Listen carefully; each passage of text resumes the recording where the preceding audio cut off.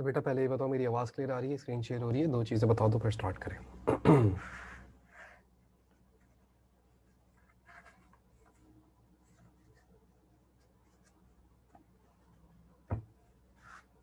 ठीक है। बिस्मिल्लाहिर्रहमानिर्रहीम।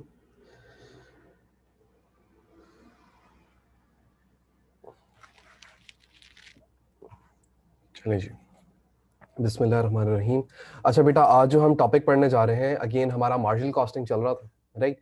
और मार्जिनल कॉस्टिंग के अंदर आज हम स्टार्ट करने वाले हैं हमारा नया टॉपिक, जिसका नाम है लिमिटिंग फैक्टर। बहुत अच्छा टॉपिक है, बहुत मज़े का टॉपिक है। और बात करना स्टार्ट करते हैं इसके बारे में, लिमिटिंग फैक्टर क्या होता है, किस तरीके से काम करता है, हमारे क्वेश्चंस के अंदर किस तरीके से आएगा, एंड सो। अच्छा यार, सबसे पहले बात करते हैं इस टॉपिक की हेडिंग की, इस टॉपिक के नाम की। तो इसका नाम है लिमिटिंग, यानी कि कहीं ना कहीं हमें कुछ ना कुछ लिमिट करने की बात करेगा एग्जामिनर। कोई ना कोई ऐसा फैक्टर होगा जिसके बारे में एग्जामिनर हमसे बोल देगा कि भाई वो लिमिट होने जा रहा है, वो लिमिटेड है। क्या मतलब सर इसका? इस बात का मतलब मुझे ये समझ आता है कि वो कोई भी एक चीज हमारी इस ऑर्गेनाइजेशन के अंदर लिमिटेड कर देगा। फॉर एग्जाम्पल, हो सकता है वो हमारी ऑर्गेनाइजेशन को बोले कि भाई मेरी एक ऑर्गेनाइजेशन है, हम लोग काम करते हैं और हम लोग जो है वो प्रोडक्शन करते हैं, 10,000 यूनिट्स बनाते हैं। ये जो 10,000 यूनिट्स बनते हैं, ये लेट सपोज दो हमारे पास डिफरेंट प्रोडक्ट्स हैं, एक प्रोडक्ट ए है, एक प्रोडक्ट बी है। दोनों को जब हम मिला के तैयार करते हैं तो हमारी लेबर के जो घंटे लगते हैं, जो उनको तैयार करने में घंटे लगते हैं, या चलो हम पहले ऐसे बात कर लेते हैं, जो वो यूनिट्स बनते हैं वो 10,000 बनते हैं, दोनों 5,000 बनते हैं। लेकिन फिर हमने ये देखा कि इन दोनों को बनने के लिए जो लेबर आवर्स लग रहे थे वो टोटल लेट सपोज 10,000 घंटे लग रहे थे। कितने लग रहे थे? वो भी 10,000 घंटे लग रहे थे। अच्छा, अब मैंने ये देखा कि कुछ ऐसी प्रॉब्लम्स आ गई, कुछ ऐसे सर्कमस्टांसेस आ गए जिसकी वजह से जो मेरे पास वो जो 10,000 की लेबर आवर्स थे वो कम पड़ गए, यानी कि वो जो घंटे थे वो कम हो गए, यानी कि अब मेरी लेबर 10,000 घंटे काम नहीं कर सकती, देयरफॉर मेरी 10,000 यूनिट्स भी प्रोड्यूस नहीं हो सकते। अब इस टाइम पे एक लिमिट आ गई मेरे पास, और वो लिमिट क्या है? वो लेबर आवर्स की है। लेट सपोज सवाल में एग्जामिनर ने मुझे बोल दिया कि भाई अब आपके पास अवेलेबल है सिर्फ 8,000 घंटे। हाँ, अब आप 8,000 घंटे में बताएं कि कितना मैक्सिमम प्रॉफिट आप बाहर निकाल सकते हैं। इसी तरीके से हो सकता था कि वो लेबर कॉस्ट के बजाय या लेबर आवर्स के बजाय मटेरियल बोल देता। हाँ, मटेरियल जो है वो लिमिटेड है मार्केट के अंदर, तो आप जो है आपका लेट सपोज 15,000 या 20,000 केजी लगता है इन 10,000 यूनिट्स को बनाने के लिए, लेकिन मार्केट के अंदर खाली अवेलेबल है 12,000 रुपए या 12,000 केजीज या 13,000 केजीज का मटेरियल आपके पास अवेलेबल है मार्केट के अंदर। इसका मतलब आप लिमिट हो गए।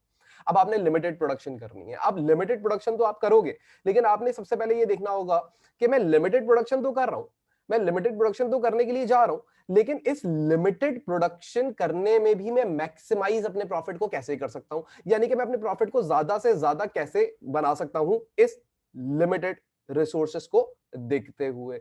लेट सपोज लिमिटेड जो है वो आपके पास लेबर आवर हो सकते हैं, लेबर कॉस्ट हो सकती है, मटेरियल आपके पास लिमिटेड हो सकता है, मटेरियल की कॉस्ट आपके पास लिमिटेड हो सकती है, वेरिएबल ओवरहेड्स लिमिटेड हो सकते हैं, फिक्स्ड ओवरहेड्स भी लिमिटेड कर सकता है एग्जामिनर अगर चाहे सवाल के अंदर।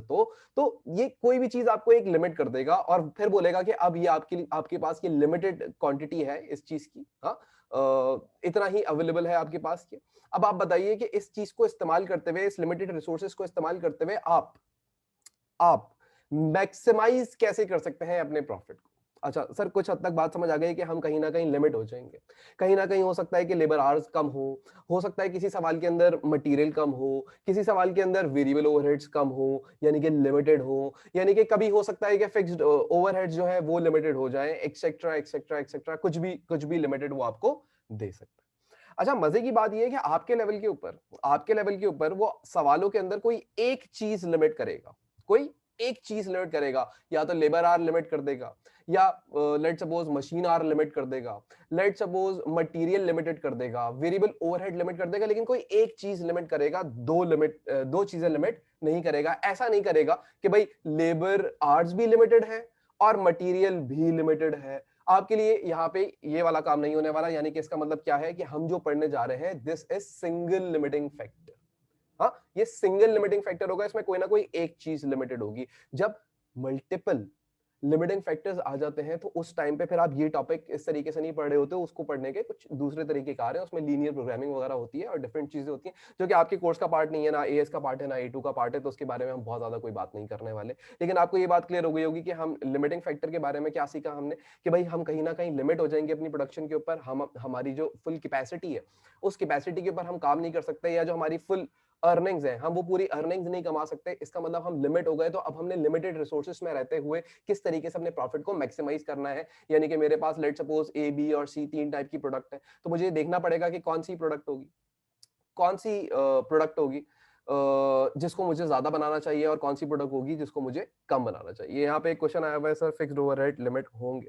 कर सकता है, कर सकता है, लेकिन वो आपको फिर फिक्स ओवरहेड पर यूनिट आपको वो बताएगा जरूर, या फिर आपको कैलकुलेट करना पड़ेगा, तो कोई मसला नहीं है। हमें फिक्स्ड ओवरहेड भी जो है वो पर यूनिट कैलकुलेट करने आता है। Variable overhead, material and labour तो ऑलरेडी कोई मसले की बात ही नहीं होती है, पर यूनिट निकालना वो तो है ही वेरिएबल कॉस्ट, राइट।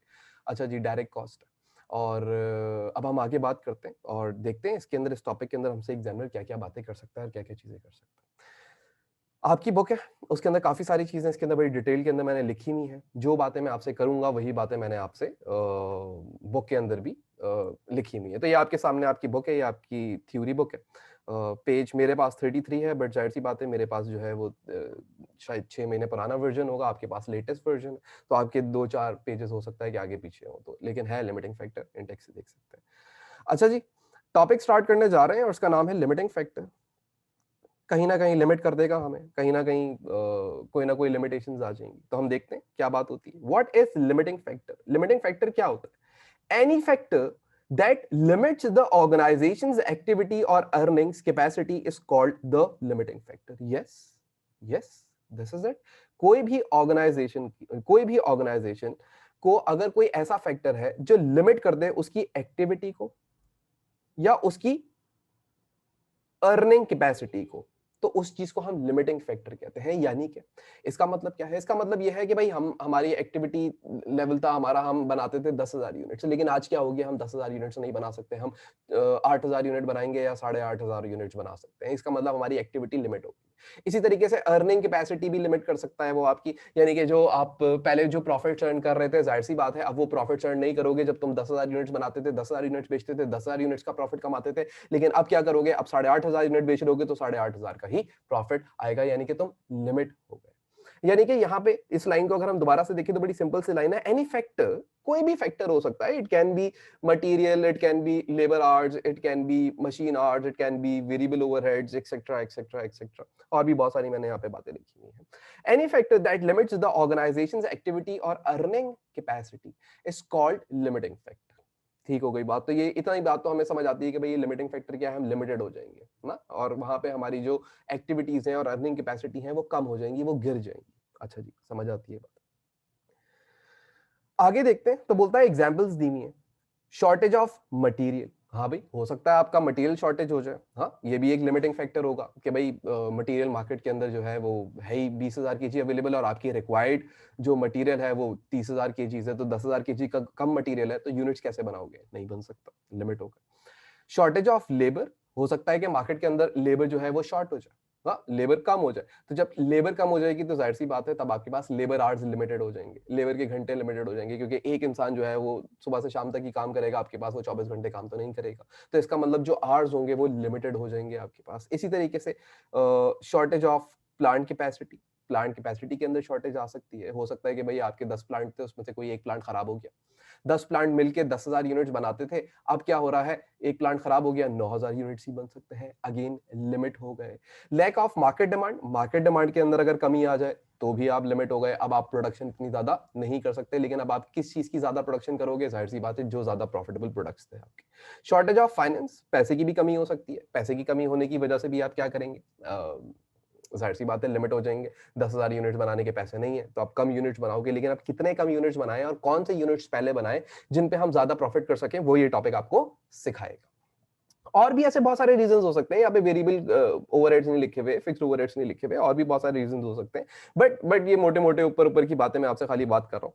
अच्छा जी, आप बात करते हैं केसेस ऑफ लिमिटिंग फैक्टर्स, तो ये इस बात के बारे में भी हम ऑलरेडी देख चुके हैं कि भाई केसेस ऑफ लिमिटिंग फैक्टर क्या होता है। सबसे पहले सिंगल लिमिटिंग फैक्टर और दूसरा मल्टीपल लिमिटिंग फैक्टर। अच्छा, हमारे कोर्सेज के अंदर जो हम पढ़ने जा रहे हैं वो सिंगल लिमिटिंग फैक्टर होगा, यानी कि कोई ना कोई एक चीज लिमिट होगी, राइट? शॉर्टेज ऑफ मटेरियल हो सकती है, या शॉर्टेज ऑफ लेबर हो सकती है, या शॉर्टेज ऑफ प्लांट कैपेसिटी हो सकती है, या शॉर्टेज ऑफ या लैक ऑफ मार्केट डिमांड हो सकती है, या फिर इसी तरीके से शॉर्टेज ऑफ फाइनेंस हो सकता है। कोई एक ही ऐसा फैक्टर होगा, कोई एक ही ऐसा फैक्टर होगा इन तमाम फैक्टर्स में से जो आपको सवाल के अंदर दिया जाए। अच्छा जी, अब याद रखिएगा जो सिंगल लिमिटिंग फैक्टर है इसके अंदर तो हम इस्तेमाल करेंगे अपनी मार्जिनल कॉस्टिंग अप्रोच, जो कि हम पढ़ भी रहे हैं। मार्जिनल कॉस्टिंग ही हमारी चल रही है। इससे पहले हमने ब्रेक इवन पढ़ा, मार्जिनल कॉस्टिंग का पार्ट। अभी हम लिमिटिंग फैक्टर पढ़ रहे हैं, अगेन मार्जिनल कॉस्टिंग का ही पार्ट है। अच्छा जी, जो मल्टीपल लिमिटिंग फैक्टर होंगे, मल्टीपल लिमिट फैक्टर आप समझ चुके होंगे कि एक से ज्यादा, यानी कि लेबर भी लिमिटेड है और मटेरियल भी लिमिटेड है। हाँ, यानी कि अगर दो चीजें या दो से ज्यादा चीजें आपकी लिमिटेड है, तब आपने क्या करना होता है, तब आपको लीनियर प्रोग्रामिंग यूज करनी पड़ती है और उसके लिए ग्राफ्स वगैरह बनते हैं एंड सो फोर्थ। वो आपके काम की बात नहीं है, तो उसके बारे में हम बहुत ज्यादा गहराई में जाएंगे। अच्छा, अब मार्जिनल कॉस्टिंग हमें इस टॉपिक के अंदर क्या हेल्प करता है? सवाल ये है कि मार्जिनल कॉस्टिंग के अंदर इस टॉपिक को क्यों डाला गया, ऐसी क्या वजह है? अच्छा, मार्जिनल कॉस्टिंग बेसिकली इस्तेमाल होता है डिसीजन मेकिंग के लिए।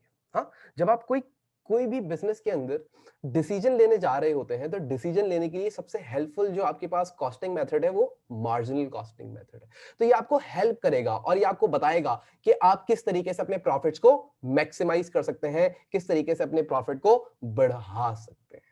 अच्छा जी, अब सवाल ये उठता है कि भाई ये चले, अगर ये इतनी सी ही बात है तो इसका मतलब इस टॉपिक के अंदर भी बहुत ज्यादा बातें नहीं होने वाली, बातें भी बड़ी लिमिटेड होंगी। यस, बातें भी बहुत लिमिटेड होंगी इसके अंदर बहुत कोई एक्स्ट्रा कहानियां नहीं है, एक्स्ट्रा सीन्स नहीं है, कुछ नहीं है, सीधा सीधा टॉपिक है, सीधा सीधा पढ़ेंगे, सीधे सीधे समझ आ जाएगा इंशाल्लाह। अच्छा जी, सबसे पहले सवाल आपके और मेरे दिमाग के अंदर यही आया जब हम लोगों ने ये टॉपिक पढ़ना स्टार्ट किया था, जब आप छोटे हैं और जब मैं छोटा था। तब बोलता है how to solve the limiting factors. अच्छा, अब इसके वेरियस तरीके हैं, डिफरेंट अप्रोचेस आप इस्तेमाल कर सकते हैं, लेकिन एज अ टीचर मैंने आपके लिए कुछ टेक्निक्स निकाली, कुछ ऐसी बातें सोची कि उन चीजों को अगर आप फॉलो करते रहे तो आपका ये पूरा सवाल सॉल्व हो जाएगा, आपको सवाल के अंदर कोई टेंशन नहीं आएगी। तो यहाँ पे इस तरीके से हमने, पता नहीं जो बच्चा था जिसको मैंने बोला था कि टाइपिंग भी कर देना, तो उसने यहाँ पे steps of sir Walid Khanzada लिख दिया, बट आप इस चीज को इग्नोर करें। The answer is simple, you all have to do is follow 5 steps of Sir Waleed which are as follows। यानी कि ये मेरे अपने स्टेप्स थे, मैंने बनाए थे, अब तो 10 जगह पे भी होते होंगे ये। अच्छा जी, सबसे पहला होता है आइडेंटिफाई लिमिटिंग फैक्टर। सबसे पहला काम आप क्या करेंगे, आप जाएंगे और आप ढूंढेंगे भाई लिमिटिंग फैक्टर क्या है। Are limiting factors labour cost, labour hours, material, variable overheads, etcetera etcetera etcetera. तो आपको सवाल के अंदर ढूंढने का तरीका वो आपको मैं भी सिखा दूंगा। तो आपने पहले तो लिमिटिंग फैक्टर को ढूंढना होगा। सेकंड स्टेप क्या करना होगा, सेकंड स्टेप करना होगा कैलकुलेट कंट्रीब्यूशन पर यूनिट। और दूसरा काम क्या करना होगा, कंट्रीब्यूशन पर यूनिट कैलकुलेट करना होगा। अच्छा, कंट्रीब्यूशन पर यूनिट आप ऑलरेडी कैलकुलेट करना सीख चुके हैं, ब्रेक इवन पढ़ के आप आए हैं। देखिए, मैंने जो आपको कॉस्टिंग पढ़ाई है वो एक सीक्वेंस में पढ़ाई है, ऐसा नहीं कि आज ये पढ़ लिया, कल वो पढ़ लिया, परसों दोबारा से अगला टॉपिक पढ़ रहे हैं जिसमें आपको बातें नहीं समझ आए। तो यहाँ पे सारी कंटिन्यूएशन फॉर्म के अंदर मैं आपको पढ़ा रहा हूँ, सही। तो यहाँ पे अगर आप देखें तो आपको ये जितने भी लेक्चर्स है आपने लाइन वाइज देखने, आपने बीच बीच में से नहीं देखने हैं। जितनी भी क्लासेस होती जा रही है लाइन वाइज है, आप एक साथ शुरू से लेकर आखिर तक क्लास देखें, पूरी कॉस्टिंग आपकी हो जाएगी। अच्छा जी, यहाँ पे बोलता है कैलकुलेट कंट्रीब्यूशन पर यूनिट। अच्छा, ये कंट्रीब्यूशन पर यूनिट निकलता किस तरीके से था भाई? हमें पता है कि अगर हमारे पास सेलिंग प्राइस हो किसी भी यूनिट की, सेलिंग प्राइस पर यूनिट, उसको अगर मैं माइनस कर दूं वेरिएबल कॉस्ट पर यूनिट से, तो मेरे पास आ जाएगा कंट्रीब्यूशन पर यूनिट। सिंपल, ये काम तो हम ऑलरेडी करके आ चुके हैं कि भाई सेलिंग प्राइस में से वेरिएबल कॉस्ट निकालें और कंट्रीब्यूशन पर यूनिट आ जाएगा। अच्छा, अब इसके अंदर और भी कुछ बातें लिखी हुई हैं जो कि अभी आपको फौरी तौर पे समझ नहीं आएंगी, तो लेकिन हम क्या करते हैं, हम एक नॉर्मल तरीके से एक एक छोटी सी वर्ड एग्जांपल है उसको करते हैं और उससे बातों को समझने की कोशिश करते हैं। आगे के स्टेप्स फिर आप खुद ही दिमाग के अंदर बनाते जाओगे और वंस वो बन जाएंगे, क्योंकि मैं आपको उसी तरीके से पढ़ाऊंगा, वही आपके दिमाग में चीजें डालूंगा जो कि वो स्टेप्स ही होंगे। ठीक है, तो वो बाकी के स्टेप्स भी आ जाएंगे आपके दिमाग के अंदर और उसके बाद फिर वापस आगे बात करेंगे 3 4 5 क्या होता है। अच्छा जी, सबसे पहले यहाँ पे एक एग्जाम्पल लिखी हुई है, ये एक एग्जाम्पल है। पहले इस एग्जाम्पल को देखते हैं। सबसे पहले बोलता है, चलें जी स्टार्ट करते हैं। आपकी बुक के अंदर भी एग्जाम्पल मौजूद है और हम इस बात को देखते हैं। बोलता है the following data is available for Nahil Abrar limited. सही है? तो ये बच्चा था हमारा जिसको हमने टाइपिंग करने को बोला था क्वेश्चन, तो उसने अपने नाम भी लिखे। तो अच्छी बात है इस तरीके से। तो अब क्या है कि यहाँ पे आपके पास कुछ इंफॉर्मेशन है, प्रोडक्ट ए, प्रोडक्ट बी और प्रोडक्ट सी। यानी कि ये जो ऑर्गेनाइजेशन थी, ये जो कंपनी थी, ये 3 टाइप की प्रोडक्ट्स बना रही थी। 3 टाइप की प्रोडक्ट्स करा करती थी, मैन्युफैक्चर करा करती थी, प्रोड्यूस किया करती थी, जैसे चाहे। अच्छा जी, अब इनके कोई नाम नहीं है तो एबीसी लिखा हुआ है। सेलिंग प्राइस थी हर एक प्रोडक्ट की। $20 का प्रोडक्ट ए मार्केट में बेचते थे आप जाके, $25 का प्रोडक्ट बी बेचते थे मार्केट में जाके, और $22 का प्रोडक्ट सी बेचते थे मार्केट में जाके। हमने बोला सही है, अच्छी बात है। फिर उसके बाद बोलता है मटेरियल की जो कॉस्ट है, मटेरियल की कॉस्ट आ रही है $8, $7 एंड $13। यानी कि जब मैं प्रोडक्ट ए बनाता था तो मटेरियल $8 का मिलता था मुझे। इसी तरीके से $60 का प्रोडक्ट बी बनाने के लिए मटेरियल मिलता था, एंड $13 का मटेरियल लगता था प्रोडक्ट सी को बनाने के लिए। उसके बाद बोलता है labour cost per unit. Labour जो कॉस्ट या पैसा लेती थी एक यूनिट को बनाने का, $6, $9 बी को बनाने का, एंड सी को बनाने का $2। हमने बोला सही। वेरिएबल ओवरहेड्स पर यूनिट भी गिवन है। ये वेरिएबल ओवरहेड्स पर यूनिट जो है क्या होते हैं, यानी कि आपकी वेरिएबल कॉस्ट है। एक यूनिट ए का बनाते थे तो कॉस्ट आती थी वेरिएबल $1 की, बी बनाते थे $4 की कॉस्ट आती थी, सी बनाते थे $3 की कॉस्ट आती थी। तो ये कोई ऐसी मुश्किल बात नहीं है। मैं आपसे अगर सिंपल सी बात अगर पूछूं, मैं अगर आपसे बोलूं कि यार मुझे जरा ये बताइए कि आपका कंट्रीब्यूशन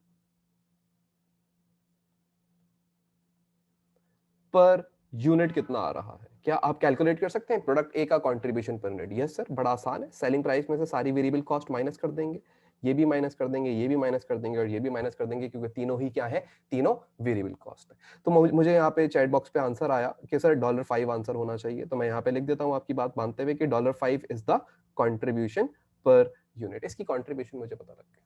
फिर उसके बाद अगर मैं दूसरे प्रोडक्ट की कंट्रीब्यूशन निकालूं तो दूसरे प्रोडक्ट की कंट्रीब्यूशन आप किस तरीके से निकालेंगे? सर सेम तरीका ही होगा। अब इसकी कॉस्ट में से सेलिंग प्राइस में से कॉस्ट माइनस कर देंगे, वेरिएबल कॉस्ट माइनस करेंगे सर, लेकिन तो ये भी माइनस कर देंगे, ये भी माइनस कर देंगे और ये भी माइनस कर देंगे। तो बताइए आंसर कितना आ रहा है? फिर से 5 आ रहा है।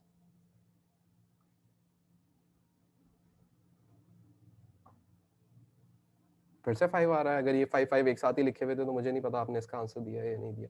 एक दफा चेक कर लीजिएगा, यस लिख दीजिएगा। अच्छा जी, तो ये प्रोडक्ट इसका कितना आ रहा है? $5 आ रहा है। अच्छा जी, उसके बाद फिर तीसरा प्रोडक्ट जो है उसका अगर हम देखें तो सेलिंग प्राइस 22 का था, जिसमें से हम मटेरियल 13 माइनस कर देंगे, लेबर 2 माइनस कर देंगे, एंड देन फिर 3 माइनस कर देंगे। तो जरा इसका भी कैलकुलेट कर लीजिएगा।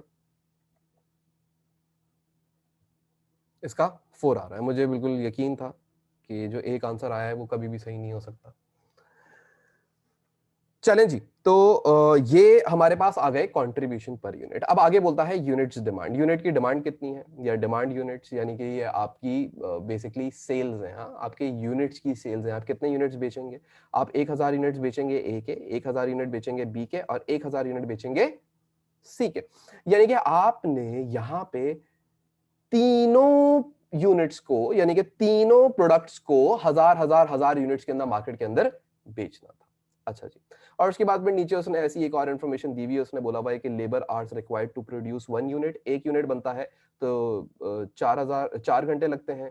इसको बनता है एक यूनिट बी का बनाते हैं तो लेबर जो है वो, सॉरी मैं 4000 बोल दिया, पता नहीं क्यों, वो ऊपर से मल्टीप्लाई करके। बट लेबर को अगर लेबर आवर्स रिक्वायर्ड, ये लेबर आवर्स ही होंगे, तो इधर मैं लेबर पहले लिख लूं। सिर्फ आवर्स लिखा हुआ है, बट ऊपर सवाल के अंदर भी आवर्स सिर्फ लेबर से रिलेटेड है, इस वजह से मैंने लेबर आवर बोल दिया था। अच्छा जी, तो ये लेबर आवर्स ही हैं आपके पास। आप जब एक प्रोडक्ट बनाते हैं ए का, तो आपके पास कितने घंटे लगते हैं? लेबर कितने घंटे में उस एक यूनिट को तैयार करती है? 4 घंटे के अंदर तैयार करती है। अब बेसिकली आपकी डिमांड कितनी है मार्केट के अंदर? डिमांड है आपकी 1000 यूनिट्स की। तो जब आपके 1000 यूनिट्स की प्रोडक्शन होगी तो लेबर कितने घंटे लेगी इसको बनाने के लिए? टोटल 1000 यूनिट्स को सर मल्टीप्लाई करते हैं, यानी कि 4000, राइट? मल्टीप्लाई करते हैं 4000, तो आपके पास ये 4000 क्या आया? ये 4000 आवर्स आ गए। 4000 आवर्स का मतलब क्या है? यानी कि जब मेरी लेबर एक यूनिट बनाती है प्रोडक्ट ए का तो 4 घंटे लेती है, तो अगर वो 1000 यूनिट्स बनाएगी तो कितने हजार घंटे लेगी? 4000 घंटे लेगी। सबसे पहले तो मुझे आप लोग ये बताएं, जागते रहें और देखते रहें और स्क्रीन पे देखें और मुझे बताएं, क्या ये 4000 घंटे आपको समझ आया कि ये लेबर जब प्रोडक्ट ए बनाएगी तो 4000 घंटे लगेंगे उसको बनाने के लिए? क्योंकि अब आपके लिए ये बड़ी नॉर्मल सी बातें हो गई होंगी, बड़ी नॉर्मलाइज कर दी है बातों को हमने पीछे कर करके, इतनी दफा ये बातें करी हैं, तो आपको मेरे ख्याल से ये नॉर्मल होना चाहिए कि हाँ सर 4000 घंटे ही लगेंगे जब मैं 10,000 यूनिट्स बनाऊंगा, क्योंकि एक यूनिट को बनाने में 4 घंटे लगते हैं। यस या नो? क्लियर है यहां तक? मुझे प्लीज आप बताइएगा। ठीक है जी, तो क्लियर है यहां तक बातें? अच्छा जी, अब आगे देखते हैं। तो आगे बोलता है product B.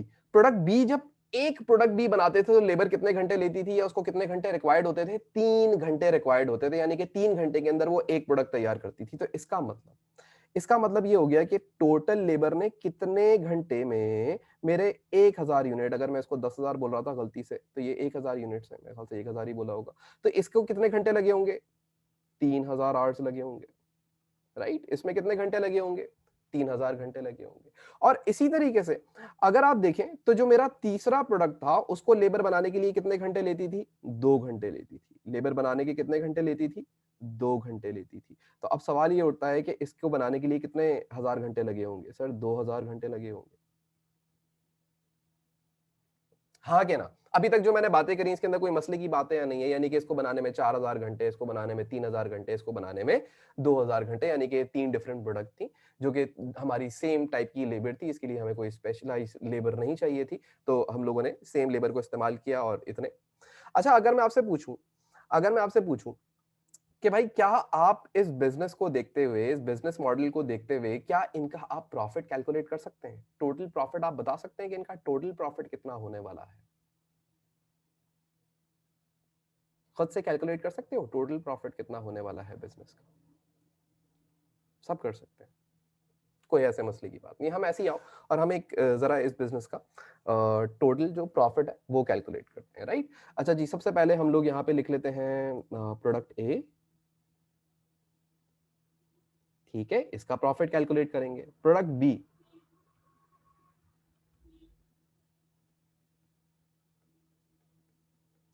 And then product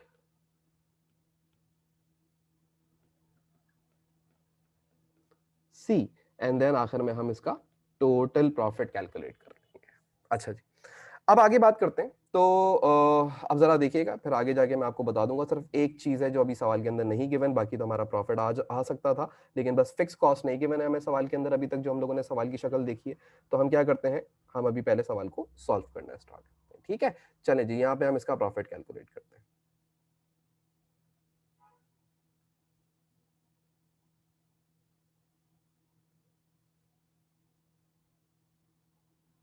चलो भाई, सबसे पहले तो इसका प्रॉफिट कैलकुलेट करेंगे। तो प्रॉफिट कैलकुलेट करने के लिए सबसे पहले तो आपको पता होना चाहिए, क्या सर हम सेल से स्टार्ट करें? जरूरी नहीं है, कंट्रीब्यूशन पर यूनिट तो मैं ऑलरेडी पता है। तो अगर हम लिखें यहाँ पे कंट्रीब्यूशन पर यूनिट, तो भाई इसकी कितनी थी? $5 थी। राइट, हम निकालने क्या जा रहे हैं ये बात दिमाग में रखिएगा, टोटल प्रॉफिट। राइट, टोटल हमें प्रॉफिट कितना होगा हर एक प्रोडक्ट के ऊपर भी, और उसके बाद फिर टोटल कंपनी का या फैक्ट्री का कितना प्रॉफिट हो रहा होगा। और राइट, दूसरे का भी $5 था, एंड तीसरे का डॉलर कितना था? मेरे ख्याल से $4 था। मैं एक दफा देख लूं, मुझे याद नहीं आ रहा। यस, $4 था। ठीक है जी, तो इनकी कंट्रीब्यूशन पर यूनिट आ गई, इसको मल्टीप्लाई कर देंगे, मल्टीप्लाई बाय डिमांड, या जो सेल्स डिमांड है उससे मल्टीप्लाई कर देंगे। तो डिमांड कितनी थी इसकी? 1000 की, इसकी भी 1000 की, और इसकी भी 1000 की डिमांड थी। तो अब हमारे पास यहाँ पे क्या आ जाएगा? टोटल कंट्रीब्यूशन पता लगना शुरू हो जाएगा तीनों प्रोडक्ट्स का। तो जो प्रोडक्ट ए है इसका जो कंट्रीब्यूशन हमें पता लग रहा है, टोटल कंट्रीब्यूशन कितना आ रहा है? तो पहले का आ जाएगा $5000, दूसरे का आ जाएगा मेरे ख्याल से 5000 अगेन, और तीसरे का आ जाएगा $4000। ऐसा ही है, इसी तरीके से ही होगा। अगर मैं आपसे बोलूं कि भाई इसका टोटल कंट्रीब्यूशन सबका मिला लें तो कितना बन रहा होगा सर? $14,000 बन रहा होगा। अब मुझे निकालना है प्रॉफिट, तो प्रॉफिट निकालने के लिए मुझे इसमें से क्या चीज लेस करनी पड़ेगी? Less fixed cost. अच्छा, फिक्स कॉस्ट पर प्रोडक्ट नहीं आती, टोटलिटी के अंदर आपके पास आती है, यानी कि टोटल फिक्स कॉस्ट होती है। तो उस टोटल फिक्स कॉस्ट को हम क्या करेंगे, इस टोटल कंट्रीब्यूशन में से माइनस कर देंगे और हमारे पास फैक्ट्री का टोटल प्रॉफिट आ जाएगा। डन, यही काम होने वाला है। तो हम फैक्ट्री का टोटल प्रॉफिट निकालेंगे। अब फिक्स कॉस्ट हम लोगों ने ऊपर तो सवाल में नहीं गिवन थी, लेकिन हम आगे जाके देख लेते हैं, तो मैं आपको ऐसे ही बता देता हूं, अभी आप फिलहाल समझ लें। And total fix cost is 2125। Okay, so the fix cost is 2125। सो मुझे ये बताइए कि हमारा प्रॉफिट कितना आ रहा है। कैलकुलेट कीजिए और जरा मुझे बताइए हमारा प्रॉफिट कितना आ रहा है इस बिजनेस का। 11875,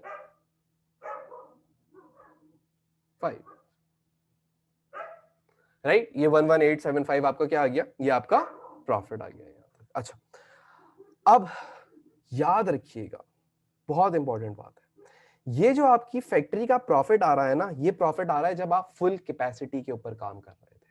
यानी कि जब आपने इसके 1000 यूनिट्स बना के बेचे, इसके 1000 यूनिट्स बना के बेचे और इसके 1000 यूनिट्स बना के बेचे, यानी कि आपकी ऑर्गेनाइजेशन, आपकी फैक्ट्री 100% अपनी कैपेसिटी के ऊपर काम कर रही है। तो इसकी 100% जो अर्निंग्स आ रही थी वो कितनी आ रही थी, 11875 समथिंग की, जो भी ये आंसर आपने मुझे बताया, मैंने इसको यहाँ पे लाके लिख दिया। यानी कि इतनी मेरी ये 11875 की टोटल अर्निंग्स आ रही थी। अगर मेरे बिजनेस में कोई भी मसला नहीं होता, कोई भी प्रॉब्लम नहीं आती, तो मैं इतना प्रॉफिट कमा रहा होता। लेकिन अब सवाल को आगे पढ़ते हैं, क्योंकि अब टॉपिक यहां से स्टार्ट होगा। तो जब हम आगे सवाल को पढ़ना शुरू किया, तो हम लोगों ने ये देखा कि बोलता है only 5700 labour hours are available. कितने घंटे आपके पास अवेलेबल हैं यहां पे, 7500 घंटे। अच्छा, अगर मैं आपसे बोलूं कि टोटल आवर्स रिक्वायर्ड कितने हैं, अगर मैं आपसे पूछूं कि टोटल आवर्स रिक्वायर्ड कितने हैं, तो आप बोलोगे सर ए को बनाने के लिए 4000 चाहिए थे, बी को बनाने के लिए 3000 चाहिए थे, और सी को बनाने के लिए 2000 चाहिए थे। यानी कि टोटल जो हमें आवर्स चाहिए थे वो 9000 आवर्स चाहिए थे इन तमाम प्रोडक्शन को फुल फ्लेज बनाने के लिए। यानी कि अगर मैं 100% की प्रोडक्शन करता, ए के 1000 यूनिट्स, बी के 1000 यूनिट और सी के 1000 यूनिट, तो मेरे पास जो आवर्स की रिक्वायरमेंट थी, जो टोटल आवर्स मेरे पास रिक्वायर्ड थे, यानी कि जो जिन आवर्स की मुझे नीड थी, वो कितनी नीड थी, 9000 आवर्स की नीड थी। लेकिन सवाल में एग्जामिनर ने बता दिया कि आपके पास सिर्फ और सिर्फ 7500 घंटे अवेलेबल है।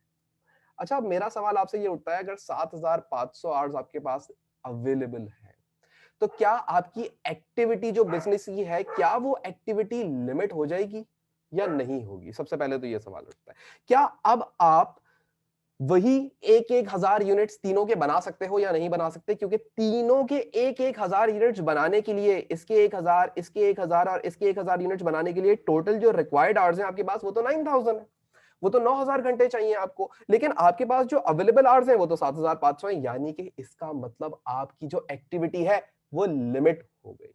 अब आप इन तीनों के इतने यूनिट्स नहीं बना सकते, यानी कि आप 3000 यूनिट्स नहीं बन सकते, ये बात साफ हो गई, पहली चीज।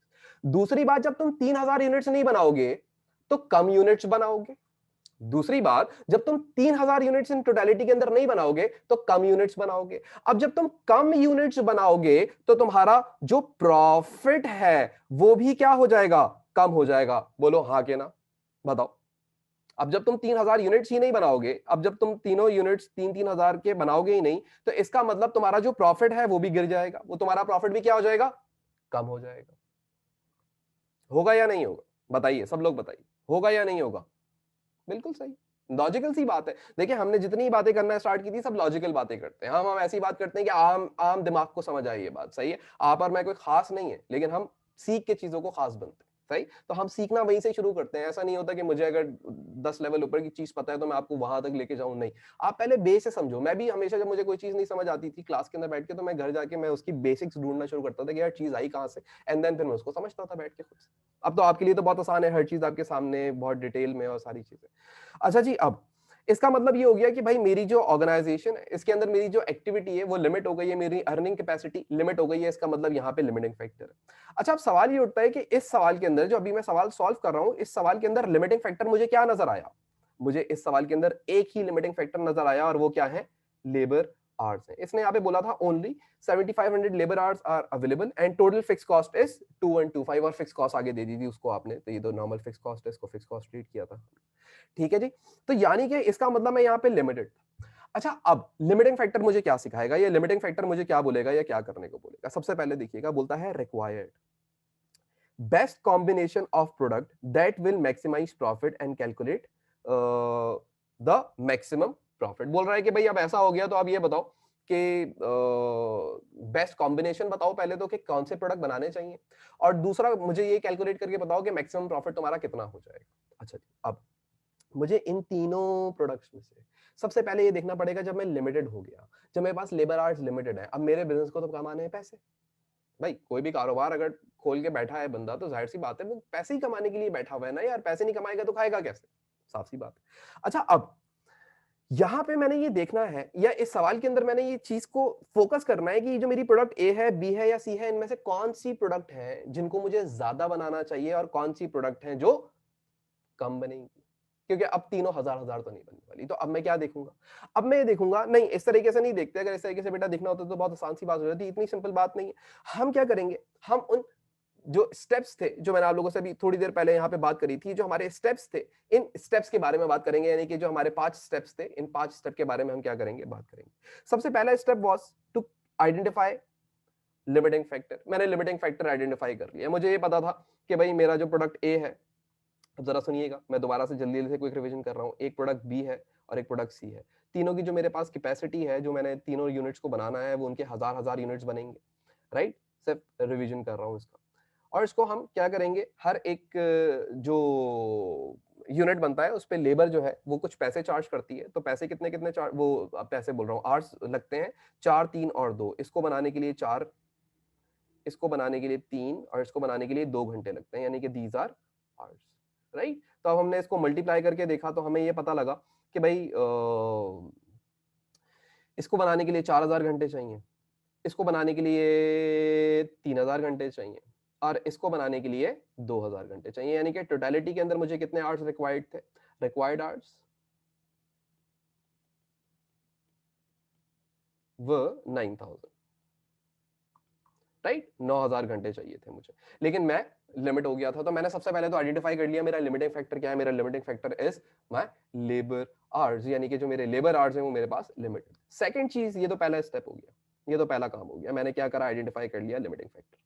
दूसरे स्टेप के अंदर क्या काम था, वो इतना सिंपल काम होता है, वो मैं कभी भी बैठ के कर सकता था, कंट्रीब्यूशन पर यूनिट कैलकुलेट करनी थी, कंट्रीब्यूशन पर यूनिट। तो मैंने ये देखा कि भाई मेरी जो कंट्रीब्यूशन पर यूनिट आ रही है वो ए की, बी की और सी की कितनी कितनी आ रही है। तो ए की कंट्रीब्यूशन पर यूनिट 5 थी, $5 थी, डॉलर लिख देता हूं ताकि आप समझ सकें, $5 बी की थी एंड $4 कंट्रीब्यूशन किसकी थी, प्रोडक्ट सी की थी। तो ये दो काम तो मैंने बड़े आसानी से कर लिए, इन दो काम के अंदर मुझे कोई मसला नहीं होगा। तो क्या आपको ये बात समझ आ गई कि आपने लिमिटिंग फैक्टर को कैसे आइडेंटिफाई करना है? कोई ना कोई एक चीज लिमिट कर देगा वो आपको, सही है, या वो आपको दो चीजें भी दे देगा कि भाई मटेरियल इतना अवेलेबल था और लेबर आवर्स इतने अवेलेबल थे। अब आपने कैलकुलेट करना होगा, लेकिन उन दोनों में से मटेरियल हो सकता है उसकी क्वांटिटी मीट कर रहे हो आपको जितनी रिक्वायर्ड क्वांटिटी हो, लेकिन लेबर की ना कर रहे हो, तो होगा एक ही लिमिटिंग फैक्टर। सवाल के अंदर वो दो बातें कर देगा कि ये दोनों चीजें इतनी इतनी अवेलेबल है, लेकिन आपने खुद देखना होगा कि भाई लेट सपोज वो बोलता है सवाल के अंदर लेबर आवर्स अवेलेबल है 7500 और मटेरियल जो है वो 3000 केजी अवेलेबल है।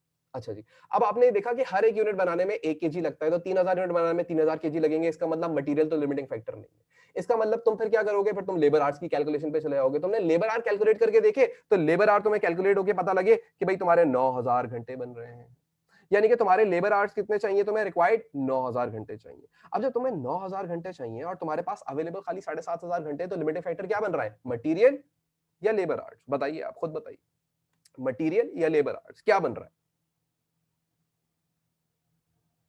लिमिटिंग फैक्टर क्या बन रहा है, सवाल ये है, लेबर आवर्स। लेबर आवर्स बिल्कुल सही है। इसका मतलब आप यहां तक समझ गए, समझे कि नहीं समझे? ये इंपॉर्टेंट बात है, ये समझना इंपॉर्टेंट है। वो सवाल के अंदर 2-3 चीजें बोल देगा, लेकिन आपने उनकी कैलकुलेशन करनी होगी, आपने उनको आइडेंटिफाई करना होगा, आपने उनको फाइंड आउट करना होगा कि भाई इनमें से कौन सा है। अच्छा, ये दिमाग में रखिएगा, 2 लिमिटिंग फैक्टर नहीं होंगे, मैं आपको ये पहले ही क्लियर कर चुका हूं। क्योंकि आप जो टॉपिक पढ़ रहे हैं वो मार्जिनल कॉस्टिंग अप्रोच है, एंड उसके अंदर सिंगल लिमिटिंग फैक्टर ही होगा, उसके अंदर 2 लिमिटिंग फैक्टर्स नहीं हो सकते। क्लियर? डन? अच्छा जी, अब अगली चीज है स्टेप नंबर 3। तीसरे स्टेप को देखते हैं। अब तीसरे स्टेप के अंदर हमने जाके क्या करना है। तीसरे स्टेप के अंदर हमने जाके थर्ड स्टेप, यानी कि जो तीसरा स्टेप है, इसके अंदर हम जाके करना है calculate contribution per limiting factor. यानी कि कंट्रीब्यूशन पर यूनिट जो आपने निकाला होगा उसको डिवाइड कर दीजिएगा लिमिटिंग फैक्टर पर यूनिट से। मतलब सर इसका मतलब बड़ा सिंपल है, इसका मतलब बड़ा सीधा है। यानी कि अगर मैं आपसे ये बात करूं स्टेप नंबर 3 की, अगर मैं आपसे तीसरे स्टेप की बात करूं, तो आपने क्या निकालना है, कंट्रीब्यूशन पर लिमिटिंग फैक्टर। अच्छा जी, याद रखिएगा कंट्रीब्यूशन कौन सी लेंगे, पर यूनिट। तो डिवाइड करते हुए लिमिटिंग फैक्टर भी क्या लेंगे, पर यूनिट। सर थोड़ा सा और क्लियर करें, अभी अभी वो वाला मजा नहीं आया जैसे हमेशा आ रहा होता है। अच्छा जी सुने, आगे सुने। मेरे पास 3 प्रोडक्ट हैं, ए, बी और सी। सबसे पहले मैं क्या करूंगा, मैं यहां पे बोलूंगा कि भाई मेरा इस सवाल के अंदर लिमिटिंग फैक्टर क्या है, लेबर आवर्स है, मैं ये मालूम कर चुका। तो मैं क्या करूंगा, कंट्रीब्यूशन पर यूनिट जो कि मैंने स्टेप 2 के अंदर निकाला होगा उसको डिवाइड कर दूंगा लिमिटिंग फैक्टर पर यूनिट से। मतलब सर, मतलब ये कि कंट्रीब्यूशन पर यूनिट, मतलब ये कि contribution per unit divided by, इस सवाल के अंदर आपका लिमिटिंग फैक्टर क्या है, लेबर आवर्स। तो लेबर आर, लेकिन पर यूनिट, क्योंकि कंट्रीब्यूशन पर यूनिट में लिया तो लेबर आर भी किस में लोगे, इसी में लोगे। सर अगर दोनों को टोटल ले लें तो कोई मसला, तब भी कोई फर्क नहीं पड़ता, आंसर सेम ही आना है। लेकिन इस तरीके से आप ले लो तो ज्यादा आसानी हो जाएगी, कंट्रीब्यूशन पर यूनिट ले लोगे and labour hour per unit ले लोगे। अच्छा जी, अब सवाल ये उठता है कि ए का कंट्रीब्यूशन कितना था। तो आप बोलोगे सर ए का जो कंट्रीब्यूशन था वो था $5 का, बी का जो कंट्रीब्यूशन था वो भी $5 का था, और सी का जो कंट्रीब्यूशन था वो भी $5 का था। अब आप क्या कर दें, इनको डिवाइड कर देंगे, इनको डिवाइड कर देंगे। सी का $5 नहीं था, $4 था, सॉरी। तो इसका $4 था, तो इसको डिवाइड कर देंगे। अच्छा, अब इनको डिवाइड आपने किससे करना है, लिमिटिंग फैक्टर से। अब यहां पे इस सवाल के अंदर लिमिटिंग फैक्टर क्या है, लेबर आवर्स में, अभी आप लोगों ने खुद देखा। तो डिवाइड भी किससे करना होगा, divide by limiting factor. Limiting factor can be any factor, it can be material, it can be labour our, it can be variable overhead, etcetera etcetera etcetera. But वो तो आपको फाइंड आउट करना है, वो तो स्टेप 1 में आपने find out कर लिया। अब आपने जब इस थर्ड स्टेप के अंदर आना है तो कंट्रीब्यूशन को डिवाइड कर देना है लिमिटिंग फैक्टर से। लिमिटिंग फैक्टर कुछ भी हो सकता था, जैसे इस सवाल के अंदर क्या है, लेबर आवर्स है। तो अब हमें लेबर आर पर यूनिट लेनी पड़ेगी। तो आप मुझे ये बताइए ना देख के कि जब आप ए बनाते थे तो लेबर आर पर यूनिट, वो लेबर आर पर यूनिट कितना होता था, 1 यूनिट बनाने में कितना घंटा लेती थी, 3 घंटा। इसको बनाने में कितना घंटा लेती थी, 2 घंटा। और इसको बनाने में कितना घंटा लेती थी, 3 घंटा, सॉरी 2 घंटा। ओके, 4 घंटे ए को बनाने में, 3 घंटे बी को बनाने में, एंड 2 घंटे ए को बनाने के अंदर लेती थी। तो हम क्या करेंगे, हम इसी को ही वहां पे डिवाइड करना शुरू कर देंगे यहां से। ओके जी, तो 4 घंटे ए को बनने में लेबर लेती थी, इसको 3 घंटे लेती थी, ये आवर्स लिख देता हूं आपको समझाने के लिए, एंड इसको बनाने के लिए 2 आवर्स लेती थी लेबर। क्या यहां तक आपको ये बात क्लियर हो गई कि मैंने एक कंट्रीब्यूशन को डिवाइड लिमिटिंग फैक्टर से करा है। तो लिमिटिंग फैक्टर पे आपको मैंने खुद लिमिट नहीं कर दिया कि लेबर आवर्स से हमेशा डिवाइड कर देना, ये पहले सवाल में देख लेना कि क्या आया लेबर आवर्स ही लिमिटिंग फैक्टर है या कोई और मटेरियल लिमिटिंग फैक्टर है या एक्सेट्रा एक्सेट्रा कोई और लिमिटिंग फैक्टर है, तो उससे डिवाइड कर देना। लेकिन उसके भी किस चीज से डिवाइड करोगे, पर यूनिट से, क्योंकि न्यूमरेटर में तुमने कंट्रीब्यूशन कौन सी रखी थी, पर यूनिट रखी थी। तो डिवाइड भी किससे करोगे, पर यूनिट से करोगे। नहीं आई समझ में, बताओ। आई बात समझ आई, लो 15-20 सेकंड लो और इस बात को दिमाग के अंदर बिठाओ, समझो, समझने की कोशिश करो इस बात को पहले।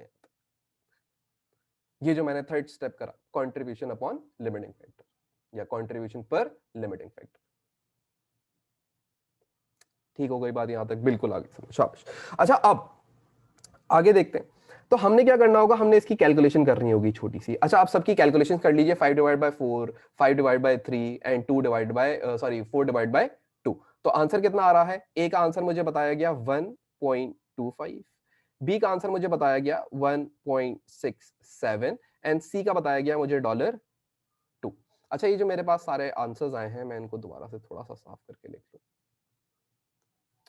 $1, 1.25, $1.67 एंड $2 आ रहा है इसका। ठीक है जी। अब सवाल ये उठता है कि मैंने यहां से देखना होगा, इस स्टेप नंबर 3 में से देखना होगा कि मेरा कौन सा प्रोडक्ट ज्यादा बेनिफिशियल है, ज्यादा प्रॉफिटेबल है। हाँ, अच्छा, अगर आप नोटिस करें तो आपने, एक बच्चे ने मुझे पहले से आंसर्स दिए थे, उसने बोला था कि सर ए और बी पहले बनाने चाहिए और सी आखिर में बनाना चाहिए।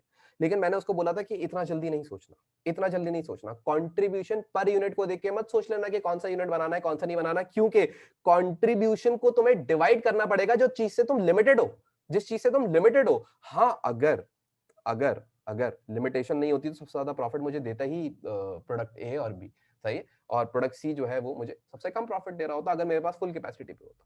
लेकिन अभी तो मैं लिमिट हो गया। हाँ, तो अब मैंने क्या करना होगा? अब मैंने करना होगा, हम मैंने अब ये देखना होगा कि भाई इनमें से कौन सा प्रोडक्ट है जो मेरे लिए मोस्ट बेनिफिशियल है। तो जो मोस्ट बेनिफिशियल होगा मैं कोशिश करूंगा उसके मैक्सिमम यूनिट्स ही बनाने की कोशिश करूंगा। यानी कि मैं चाहूंगा कि जिससे मुझे सबसे ज्यादा फायदा होता हुआ नजर आ रहा है, जिस प्रोडक्ट से मुझे सबसे ज्यादा बेनिफिट होता हुआ नजर आ रहा है, जिस प्रोडक्ट से मुझे सबसे ज्यादा बेनिफिट आता हुआ नजर आ रहा है, या जो सबसे ज्यादा मोस्ट बेनिफिशियल प्रोडक्ट है मेरा, मैं सबसे पहले उसको बना लूं। तो मैंने देखा कि भाई मेरे लिए सबसे ज्यादा बेनिफिट देता हुआ मुझे नजर आ रहा है इस वक्त मेरा प्रोडक्ट सी, उससे कम मेरा बेनिफिट मुझे देता हुआ नजर आ रहा है प्रोडक्ट बी, एंड उससे कम मुझे बेनिफिट देता हुआ नजर आ रहा है प्रोडक्ट ए। इसका मतलब ये हो गया कि मुझे सबसे ज्यादा फोकस किस पे करना पड़ेगा? प्रोडक्ट बी पे करना पड़ेगा। इसका मतलब ये हो गया कि मैं सबसे पहले कोशिश करूंगा, जरा सुनिएगा, मैं सबसे पहले कोशिश करूंगा कि मैं प्रोडक्ट सी को सबसे ज्यादा बनाऊं, यानी कि मैं सबसे पहले इसकी कोशिश करूंगा। तो मैं इसको रैंक दे दूंगा, मैं इसको बोलूंगा नंबर 1 तुम हो।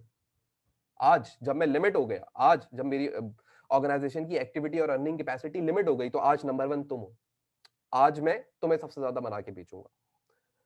दूसरा प्रोडक्ट जो कि मुझे उससे थोड़ा कम कंट्रीब्यूशन पर लिमिटिंग फैक्टर दे रहा था, इसको मैं सेकंड नंबर पे रैंक करूंगा कि भाई तुम दूसरे नंबर पे, तुम सेकंड आए हो। अब इसको मैं फर्स्ट वाले को कंप्लीट करूंगा, अगर उसके बाद आर्ट्स बचे तो मैं तुम्हें बनाऊंगा। और उसके बाद फिर तीसरा जो है वो उसको मैं थर्ड पे रैंक कर दूंगा, यानी कि ये लास्ट में रैंक हो जाएगा। यानी कि ये जो मैंने काम किया है यहाँ पे, ये जो मैंने काम किया है यहाँ पे, सॉरी, ये जो मैंने यहाँ पे काम किया है, फर्स्ट सेकंड एंड थर्ड जो मैंने लिखा है, इसको हम क्या कहते हैं? इसको हम रैंकिंग कहते हैं। यानी कि रैंकिंग इज स्टेप नंबर 4, चौथा स्टेप।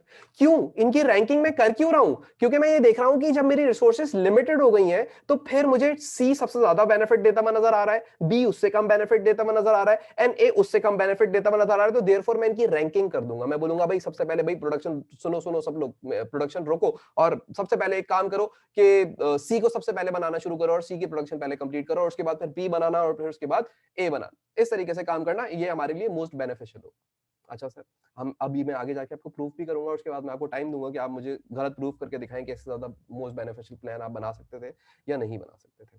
जो बच्चे ने शुरू में आंसर दिया था, मैं उसकी वो वाला कॉन्सेप्ट को भी मजीद क्लियर करने की कोशिश करूंगा, अगर टाइम इतना मिला, कि उसने कंट्रीब्यूशन को देख के खाली रैंकिंग कर दी थी। ऐसा नहीं होना चाहिए। अच्छा जी, क्या यहां तक समझ आया? Step number 1 is to identify limiting factor, step number 2 is to calculate contribution per unit, क्योंकि वो contribution per unit step number 3 के अंदर काम आने वाला है, इस वजह से मैंने उसको स्टेप 2 बना दिया था। Step number 3 contribution per unit divide by limiting factor per unit, and step number 4 is ranking. Step number 4 क्या है? रैंकिंग है। अब आप देखें, आप 10 15 20 मिनट लें, 20 मिनट इतने सारे तो नहीं, सेकंड्स लें और देखें और मुझे बताइए क्या कहते हैं। यहां तक A1 है सब कुछ, आगे बढ़ सकते हैं?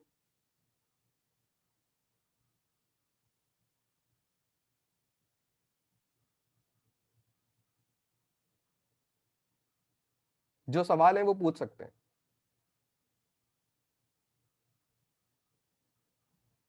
फिर क्या डिस्टिंक्शन?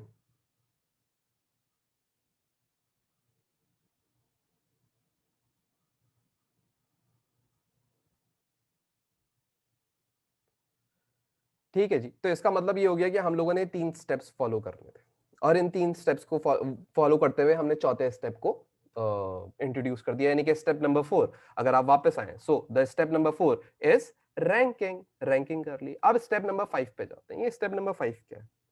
यही तो एग्जामिनर चाहता है आपसे बनवाना, यही तो काम आपसे वो करवाएगा। ऑप्टिमल प्लान या ऑप्टिमल मिक्स, इसका मतलब क्या होता है? ये मालूम करो, ये देखो और ये देख के बताओ कि कौन से प्रोडक्ट के कितने यूनिट्स बनाए जाएंगे। सबसे पहले आपने ये देखना होगा कौन से प्रोडक्ट के कितने यूनिट्स बनाए जाएंगे, क्योंकि क्योंकि मैंने यहाँ पे क्या देखा था, अब तक मैंने ये देखा था कि भाई सबसे पहले आपने क्या बनाना है, प्रोडक्ट सी बनाना है। अच्छा, अगर मैं आपसे बोलूं, अभी मैं कोई वर्किंग नहीं करता, मुझे मुझे इतनी बात पता लग गई, मैं पार्ट सी, जो पार्ट 5 है मेरे ख्याल से, जो स्टेप नंबर 5 है, उसके बारे में मैं ना भी बात करूं, मैं अगर आपसे बोलूं एक आम इंसान की तरह सोचे, मैंने भी ऐसी सोच के स्टेप सोचा था, आप एक आम इंसान की तरह सोचें, कोशिश करें, थोड़ा सा मुश्किल होता है लेकिन कोशिश करके देखें कि भाई मुझे ये बात पता लग गई है कि मैंने सी सबसे पहले बनाना है।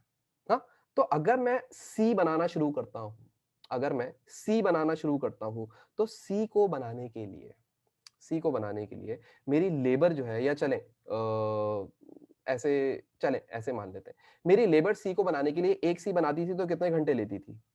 2 आवर्स लेती थी। और मैंने दिमाग के अंदर एक बात रखी हुई है कि मेरे पास जो अवेलेबल आवर्स है,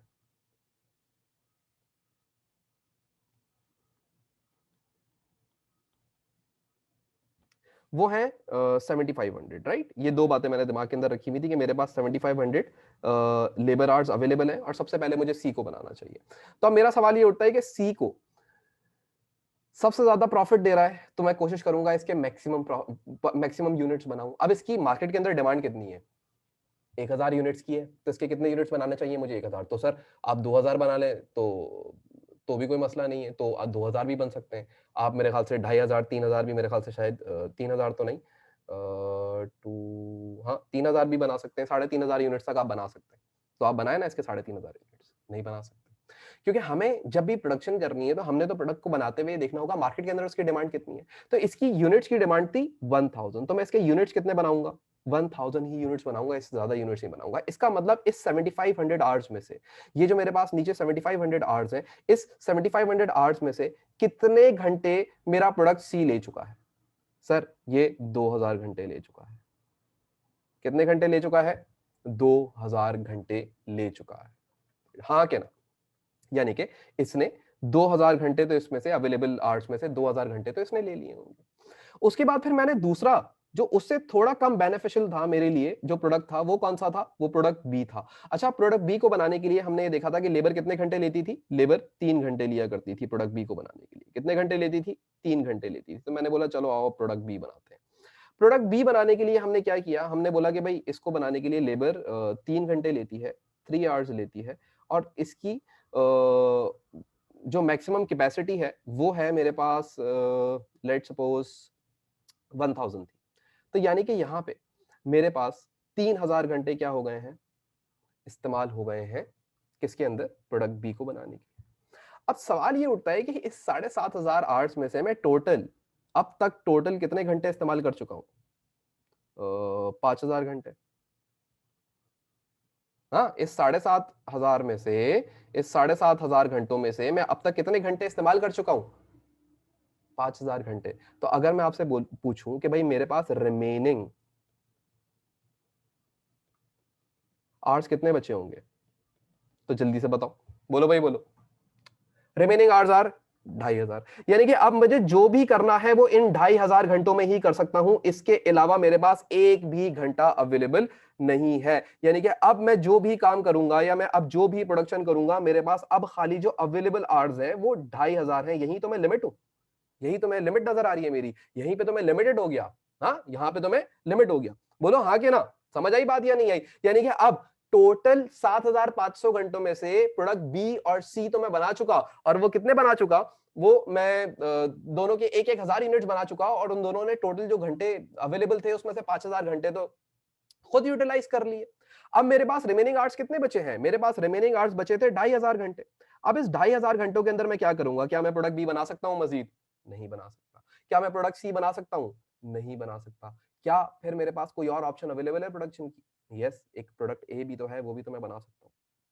अब सवाल ये उठता है कि ए के कितने यूनिट्स बना सकता हूँ? अब सवाल ये उठता है ए के कितने यूनिट्स बना सकता हूँ? वैसे तो डिमांड 1000 यूनिट्स की है, लेकिन अगर मैं ए के 1000 यूनिट्स बनाऊं तो ए जो है वो 4 घंटे लेती थी लेबर। हाँ, 4 घंटे लेती थी लेबर, और 4 घंटे अगर लेबर लेती है एक यूनिट को बनाने में और उसकी डिमांड 1000 है, हाँ, तो मुझे टोटल घंटे कितने रिक्वायर्ड होंगे? मुझे 4000 घंटे रिक्वायर्ड होंगे। लेकिन मेरे पास 4000 घंटे और नॉट अवेलेबल। अब मैं क्या करूंगा? अब मैं खाली उन्हीं घंटों को इस्तेमाल करूंगा। अब मैं सिर्फ उन्हीं घंटों को इस्तेमाल करूंगा जो मेरे पास रिमेनिंग आवर्स हैं। मेरे पास रिमेनिंग आवर्स कितने? 2500 घंटे। मैं क्या करूंगा? 2500 घंटे मल्टीप्लाई बाय इसकी डिमांड को एक्स रख दूंगा यहां पे। यानी कि मैं बोलूंगा इसको एक्स मालूम करना है, इसका एक्स मालूम करना है। अब आप इसका एक्स कैसे मालूम करेंगे? बड़ी सिंपल सी बात है। 4 यहाँ मल्टीप्लाई हो रहा है, यहाँ के क्या हो जाएगा? डिवाइड हो जाएगा, तो एक्स की फिगर क्या हो जाएगी? मालूम हो जाएगी। एक्स की क्या हो जाएगी? फिगर मालूम हो जाएगी। इसका मतलब ये हो गया कि यहाँ पे जो आप लोग मुझे आंसर कैलकुलेट करके बता रहे हैं, वो आंसर आप मुझे बता रहे हैं 625 यूनिट्स। यानी कि मैं यहाँ पे सिर्फ और सिर्फ इसके कितने यूनिट्स बनाऊंगा? 625 यूनिट्स बनाऊंगा। सिर्फ 625 यूनिट बनाऊंगा। इसको हम, ये जो मैंने वर्किंग करी है, ये जो मैंने कैलकुलेशन करी है, इसको हम कहते हैं ऑप्टिमल मिक्स। इसको हम क्या कहते हैं? ऑप्टिमल मिक्स या मोस्ट बेनिफिशियल प्लान, या जो चाहें आप इसकी टर्म इस्तेमाल कर सकते हैं, इसके आसपास की कोई भी टर्मिनोलॉजी। ये स्टेप नंबर 5 था।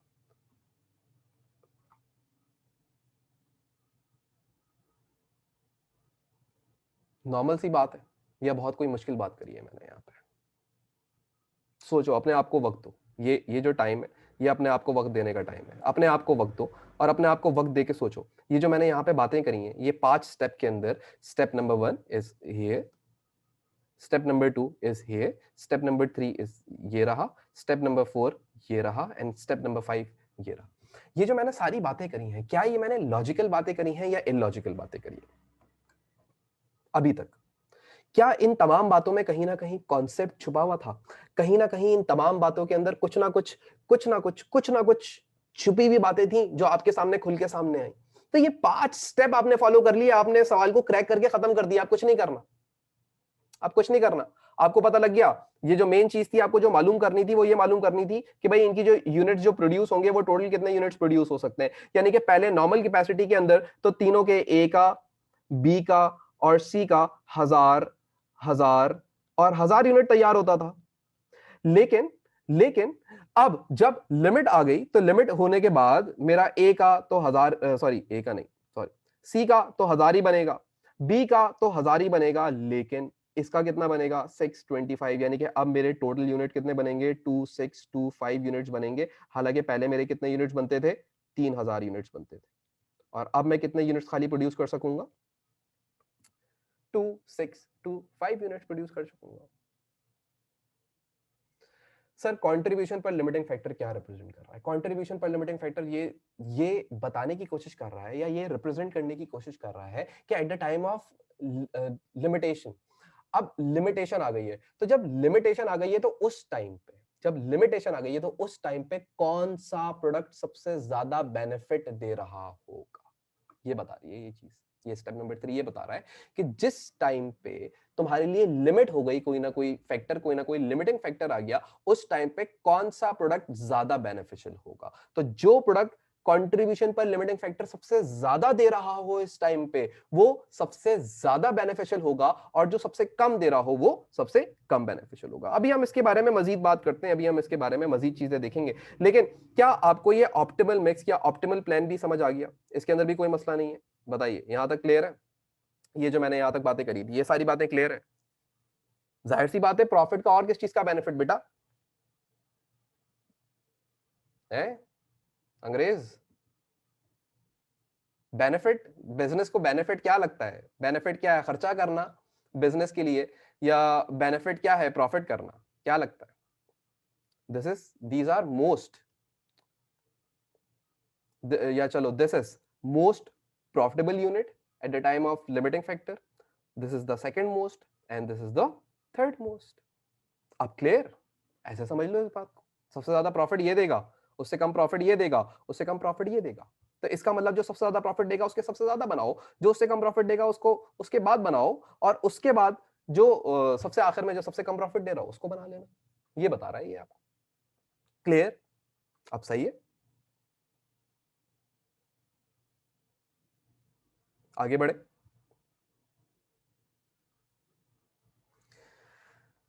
अच्छा जी, अब आए हम बात करते हैं, प्रॉफिट कैलकुलेट करते हैं दोबारा से, टोटल प्रॉफिट। अच्छा जी, अब ये हम टोटल प्रॉफिट कैलकुलेट करने जा रहे हैं, लेकिन आफ्टर लिमिटिंग फैक्टर जाहिर सी बात है हमारे पास जो यूनिट्स हैं वो लिमिटेड हो गए हैं। अब जब यूनिट्स लिमिटेड हो गए तो प्रॉफिट के अंदर भी कुछ ना कुछ फर्क तो आएगा ही आएगा। ठीक है जी।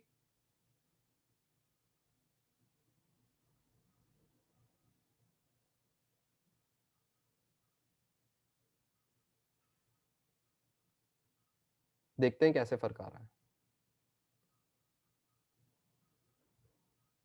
सबसे पहले बात करते हैं तो हमारे पास है प्रोडक्ट ए, फिर है हमारे पास प्रोडक्ट बी,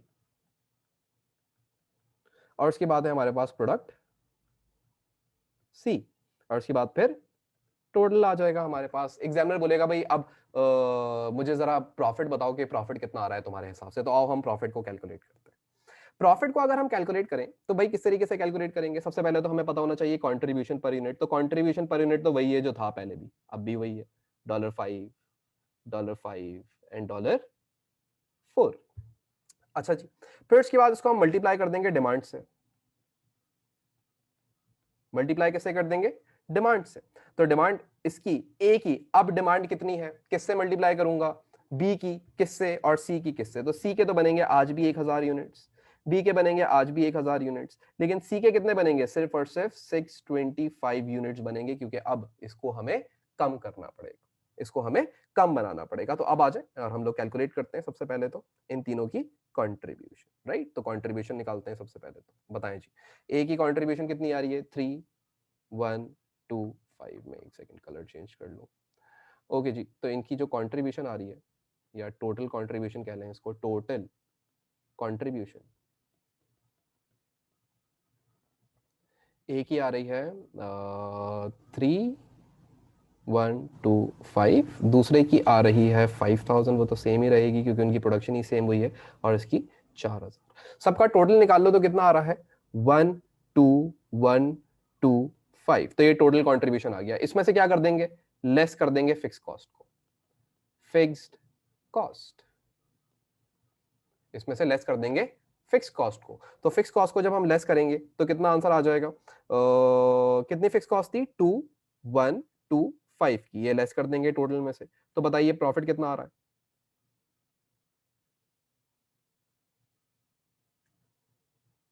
बेटा एग्जामिनर पूछता है तो बनाओगे, नहीं बोलेगा तो नहीं बनाओगे। 10,000 कैसे सवाल होते हैं ये? कोई अच्छा सवाल पूछो। ये आ गया हमारा प्रॉफिट। अगर आप नोटिस करें तो जब हम फुल कैपेसिटी पे काम कर रहे थे तो हमारा प्रॉफिट कितना आ रहा था? 18175। और जब हम लिमिट हो गए तो देखो हमारा जो प्रॉफिट है वो भी क्या हो गया? गिर गया। वो भी देखो प्रॉफिट क्या हो गया? कम हो गया। अब हम कितने का प्रॉफिट कमा रहे हैं? 10,000 का प्रॉफिट कमा रहे हैं हम, 10,000 का प्रॉफिट कमा रहे हैं। लेकिन अब ये जो तुम 10,000 का प्रॉफिट कमा रहे हो ना, ये मैक्सिमम प्रॉफिट कमा रहे हो, ये मैक्सिमम प्रॉफिट कमा रहे हो, क्योंकि इससे ज्यादा प्रॉफिट नहीं कर सकते। सर आप एक दफा हमें ये बताइए कि अगर हम कंट्रीब्यूशन पर यूनिट के थ्रू सवाल को सॉल्व करते हैं, अगर हम कंट्रीब्यूशन को ही ये मान के चलते हैं कि जिस यूनिट का कंट्रीब्यूशन ज्यादा है वो हमें प्रॉफिट भी ज्यादा दे रहा होगा, अगर हम इस बात को मान के चलते हैं और आपकी बात नहीं मानते, अगर हम इस बात को मानते हुए कैलकुलेशन करते हैं, अगर हम इस बात को मानते हुए कैलकुलेशन करते हैं तो सबसे ज्यादा ए प्रॉफिट देता था तो ए के यूनिट बनाने चाहिए थे, फिर बी प्रॉफिट देता था बी के बनाने चाहिए थे, और फिर उसके बाद सी प्रॉफिट देता था तो सबसे आखिर में सी के बनाने चाहिए थे। तो आओ तुम लोगों के हिसाब से जो जो ये बात है जो बच्चे के दिमाग के अंदर ये रह जाती है कि यार कंट्रीब्यूशन जब ज्यादा जो दे रहा है तो उसको ज्यादा बनाओ, तो ये वाली बात क्लियर करने के लिए हम इस एग्जाम्पल को थोड़ा सा मजीद डेप्थ में जाते हैं और मजीद थोड़ा सा एग्जाम्पल के अंदर घुस के बात करने की कोशिश करते हैं। अच्छा, अगर मैं आपसे बोलूं कि भाई चलें चलें आप रैंकिंग कर लें, सबसे पहले तो रैंकिंग आप कर लें, ये एक गलत चीज करा रहा हूं, ताकि आपका कॉन्सेप्ट क्लियर हो सके। आप रैंकिंग कर लें तो आपने रैंकिंग ये करी कि भाई सर ए और बी का कंट्रीब्यूशन पर यूनिट ज्यादा है, या चले मैं इसको थोड़ा सा और पीछे से लेके आता हूँ, कंट्रीब्यूशन पर यूनिट। तो ए, बी एंड सी। सर ए का है $5, बी का है $5 एंड सी का है $4। तो हमें इसका मतलब फर्स्ट इसको बना लेना चाहिए था, ये सबसे ज्यादा प्रॉफिट दे रहा था। सेकंड इसको बनाना चाहिए था सर, और थर्ड इसको बनाना चाहिए था। आपने इनको डिवाइड करवा दिया लिमिटिंग फैक्टर पर यूनिट से। ऐसा क्यों करा? आप इससे करके देखें ना, इससे बताएं ना, हो सकता है 10,000 से ज्यादा प्रॉफिट आ जाए। मैं आपको इस बात की गारंटी देता हूं कि 10,000 से कम ही प्रॉफिट आएगा, क्योंकि वो मोस्ट बेनिफिशियल प्लान था। कैसे आए? रैंकिंग कर ली आपने यहाँ पे। अब आप क्या करेंगे? अब आप बोलेंगे कि भाई सबसे पहले तो आप ऑप्टिमल मिक्स बनाएंगे। अब ऑप्टिमल मिक्स बनाते हुए आपको पता है कि भाई आपने फर्स्ट कौन सी यूनिट बनानी है? फर्स्ट आपने बनाना है यहां पे देखते हुए ए, सेकंड कौन सा बनाना है? बी, एंड थर्ड कौन सा बनाना है? सी बनाना है। यही है। अच्छा जी, आपके पास टोटल आवर्स कितने अवेलेबल हैं? 7500 आवर्स अवेलेबल है, तो यहां पे लिख लीजिए 7500 आर अवेलेबल।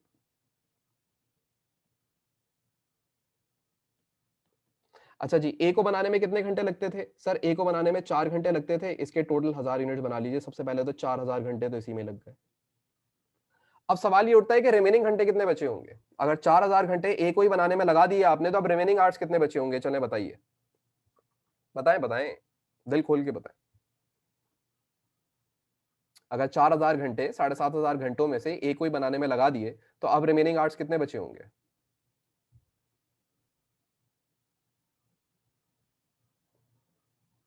2500 घंटे। 2500 तो नहीं होने चाहिए मेरे ख्याल से। सही, 3500 घंटे। यानी कि 3500 घंटे ऐसे ही देख के मुझे नजर आ गया कि 3500 घंटे अभी भी अवेलेबल है। तो इसका मतलब जो प्रोडक्ट बी था उसको बनाने के लिए मुझे कितने घंटों की जरूरत थी?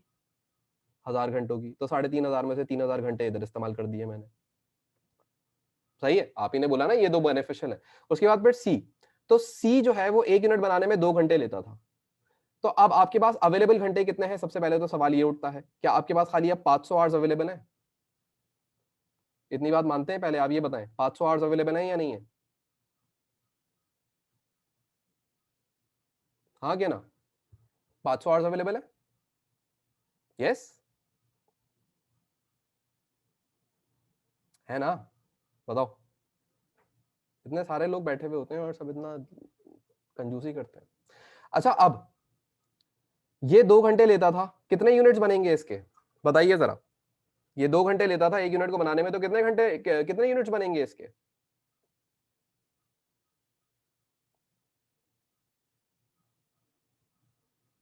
हम्म, कितने यूनिट्स बनेंगे? बिल्कुल सही है, इसके 250 यूनिट्स बनेंगे अब।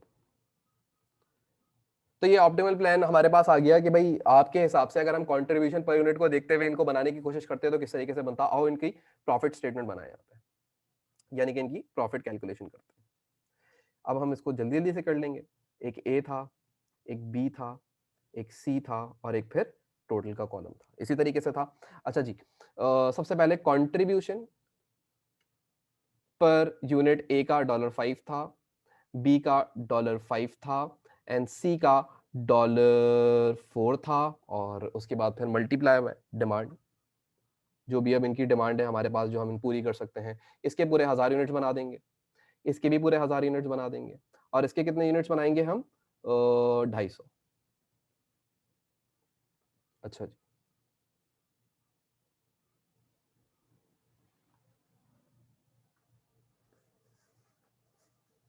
ऐसा ही है, कैलकुलेट करते हैं। पहले का आ जाएगा 5000, दूसरे का आ जाएगा 5000, और तीसरे का कितना आ रहा है? 2000। ओके, तो टोटल कंट्रीब्यूशन कितनी बन रही है? 12000। इसमें से लेस कर देंगे फिक्स कॉस्ट को। 2125 की मेरे ख्याल से फिक्स कॉस्ट थी, एक दफा मैं देख लूं। 2125 की, यस, फिक्स कॉस्ट आ गई। लेस कीजिए और बताइए प्रॉफिट कितना आ रहा है? प्रॉफिट, हाँ जी, प्रॉफिट कितना आ रहा है? लास्ट का 1000 है। सॉरी, ओके 250 इंटू 4, ठीक है सॉरी। तो ये आ गया हमारे पास 1000 एंड ये आ गया हमारे पास 11000। ठीक है जी, तो प्रॉफिट बताइए, प्रॉफिट कितना आ रहा है? 11000 माइनस 2125, 8875।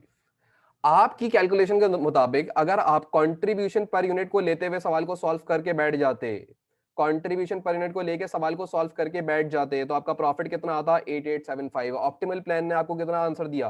10,000। मैं आपको गारंटी दे रहा हूं, मैं आपको गारंटी दे रहा हूं, आप कुछ भी कर लें, कैसे भी सोच लें, इस 10,000 से ज्यादा आंसर नहीं लेके आ सकते। This is the maximum benefit, this is the maximum benefit, ये है मैक्सिमम बेनिफिट। और इसको कैलकुलेट करने के लिए वो 5 स्टेप्स जरूरी हैं। शॉर्टकट के पीछे मत भागना।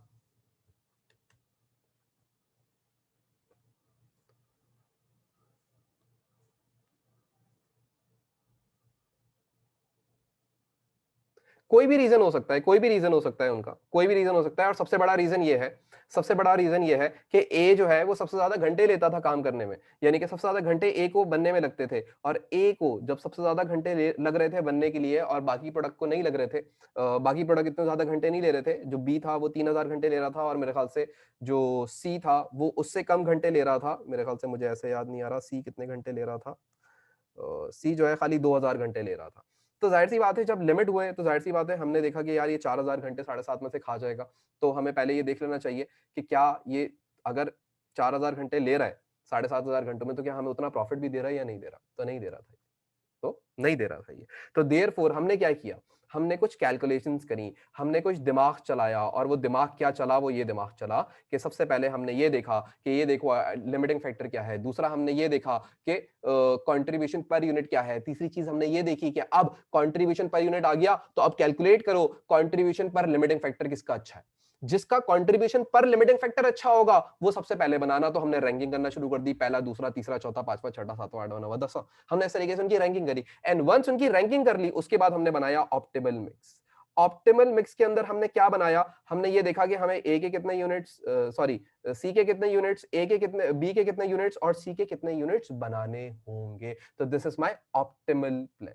ये हमारा क्या था? ऑप्टिमल प्लान था, जिसके अंदर हम लोगों ने टोटल अपने 7500 घंटे यूटिलाइज करने थे, जिसमें से 7500 घंटों के अंदर 1000 यूनिट्स बन जाएंगे सी के, 1000 बन जाएंगे बी के, और ए के जो है वो खाली 625 यूनिट्स बनेंगे। और फिर इसको देखते हुए हम लोगों ने क्या किया? हम लोगों ने एक प्रॉफिट स्टेटमेंट बनाई, और उसके अंदर हम लोगों ने यही काम किया कि हम लोगों ने सी के पूरे 1000 यूनिट्स बनाए, बी के 1000 यूनिट्स बनाए, लेकिन सी के सिर्फ 625 यूनिट्स बनाए। और देयरफॉर फिर हमारे पास क्या आ गया?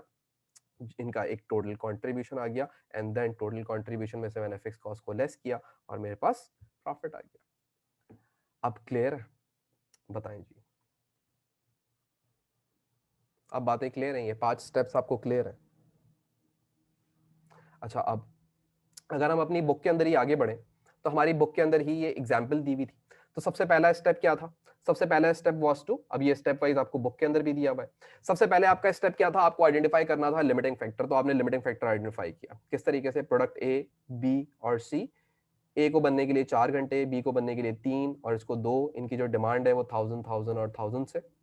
आपने क्या किया? आपने टोटल आवर्स निकाल लिया, आपको पता लग गया कि भाई total number of labour hour required 9000। Whereas available hours जो थे वो कितने थे? So the number of labor hours required to meet the demand are 9000 labor hours, but the number of labor hours available are only 7500. So we have now completed the first step by identifying limiting factor, which is labor hours. तो ये labor hours तो limiting factor हो गया था, पहला step मैंने काम कर लिया था इसके अंदर। फिर उसके बाद क्या करेंगे? फिर जाएंगे स्टेप नंबर 2 पे, कंट्रीब्यूशन पर यूनिट। ये आप सब लोगों ने पहले से कैलकुलेट कर लिया था, ए की, बी की एंड सी की। कैसे निकलती है? ऊपर यहाँ पे फॉर्मूला लिखा हुआ है, लेकिन आपको पता है selling price minus variable cost per unit. आपके पास वेरिएबल कॉस्ट आ गई होगी, आपके पास वेरिएबल कॉस्ट आ गई होगी। हाँ, और उसके बाद फिर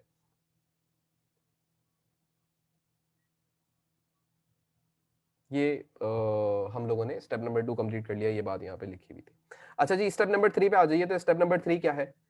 calculate contribution per limiting factor. Most important step.